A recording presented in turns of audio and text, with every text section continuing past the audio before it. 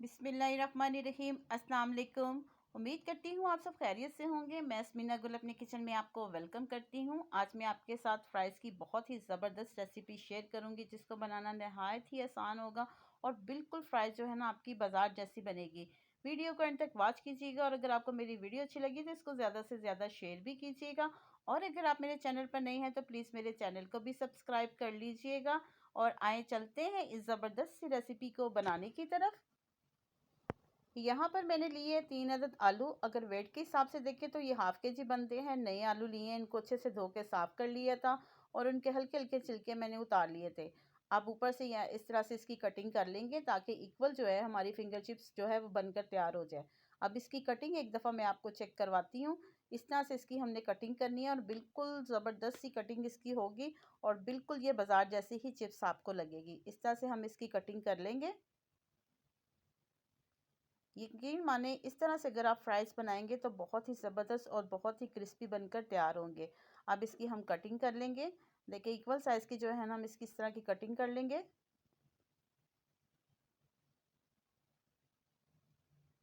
Machine से भी कई गुना बेहतर जो है ना इसकी कटिंग हो जाएगी। ये देखिए फ्राइज़ हमने सारे कटिंग कर लिए हैं। सारे फ्राइज़ को मैंने बॉल में डाल दिए हैं। आलू जो है बिल्कुल जो ड्राई होने चाहिए। यहाँ पर मैंने लिए हैं हाफ़ चम्मच हल्दी का, ये ऐड करेंगे और हाफ़ चम्मच इसमें जाएगा नमक का और हाफ़ चम्मच इसमें मैंने ज़ीरा शामिल किया है। बहुत ज़बरदस्त इसका टेस्ट आएगा। और 1 चम्मच भर के मैंने सूखा धनिया लिया हुआ है जिसको मैंने दरदरा सा कूट लिया था, ये शामिल किया है। बहुत ही ज़बरदस्त इसका टेस्ट होगा। अब इसमें मैं शामिल करूँगी 2 अदद अंडे, इससे इसकी कोटिंग बहुत ही ज़बरदस्त होगी। 2 अदद अंडे मैंने शामिल कर दिए हैं। 1 चम्मच मैंने इसमें शामिल किया है लाल मिर्च का। आप चाहें तो इसमें धड़ा मिर्च जिसको चिली फ्लेक्स कहते हैं वो भी शामिल कर सकते हैं। बच्चों की चॉइस पे है कि अगर बच्चे ज़्यादा इसको स्पाइसी पसंद करते हैं। अदरवाइज़ आपकी अपनी चॉइस है, चाट मसाला एंड पे भी शामिल कर सकते हैं।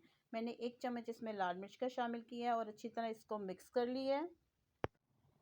यहाँ पर मैंने एक छन्नी ली है और शामिल किया है हाफ़ कप मैदे का और छान के इस तरह से हम मैदा शामिल कर देंगे। मैदा शामिल करने के बाद इसको हम हाथों की मदद से है जो इस तरह से मिक्स कर लेंगे। इससे इसकी कोटिंग बहुत ही ज़बरदस्त होगी। अच्छे से करते हैं इसको मिक्स। और दोबारा से मैंने लिया है हाफ़ कप कॉर्नफ्लोर का। मैदा और कॉर्नफ्लोर मिक्स करके अगर हम इसकी कोटिंग करेंगे तो बहुत ही क्रिस्पी फ्राइज़ बनकर रेडी होंगे। अब इसको भी हम अच्छे से मिक्स कर लेंगे ताकि इसकी ज़बरदस्त सी कोटिंग हो जाए। हाथों की मदद से ही इसको करेंगे। हाथों की मदद से अगर करेंगे तो बहुत अच्छी इसकी जो है ना मिक्सिंग होगी। बच्चों को क्या बड़ों को भी फ्राइज़ बहुत ही पसंद है। अगर इस तरीके से बनाएंगे यकीन मानिए बच्चे आपके बहुत ही खुश होंगे और बहुत ज़बरदस्त फ्राइज़ बनकर रेडी होंगे। अच्छे से हमने कर लिया इसकी मिक्सिंग। देखिए बहुत अच्छी इसकी कोटिंग हो गई है। यहाँ पर ऑयल मैंने गर्म होने के लिए रख दिया था। अब इस तरह से आप चाहें तो एक एक फ्राइज़ भी डाल सकते हैं, सारे इकट्ठे भी इसमें शामिल कर सकते हैं। और इसके साथ ही अगर आप मेरे चैनल पर नए हैं तो प्लीज़ मेरे चैनल को भी सब्सक्राइब कर लीजिएगा। और अगर आपको मेरी वीडियो अच्छी लगी तो इसको ज़्यादा से ज़्यादा शेयर भी कीजिएगा। और इस रेसिपी को आपने ट्राई करके इसका फ़ीडबैक मुझे ज़रूर देना है कि फ़्राइज़ आपको कैसे लगे हैं। ऑयल का टेम्परेचर जो है वो ज़्यादा तेज़ नहीं होना चाहिए। मीडियम आंच पर जो है ना इसको हम फ्राई करेंगे और इतने ही हमने शामिल करने हैं जितना कि कढ़ाई का साइज़ है। एकदम से अगर आप इसमें शामिल कर देंगे ये तो आपस में जुड़ जाएंगे। 4-5 मिनट इसको चम्मच हम बिल्कुल भी नहीं हिलाएंगे।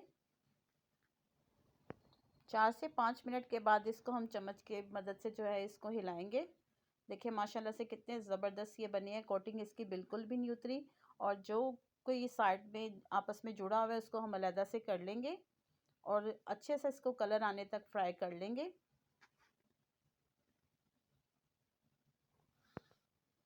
माशाल्लाह से देखें बहुत ज़बरदस्त इसका कलर आ चुका है। फ्राइज़ हमारे बनकर रेडी हो चुके हैं।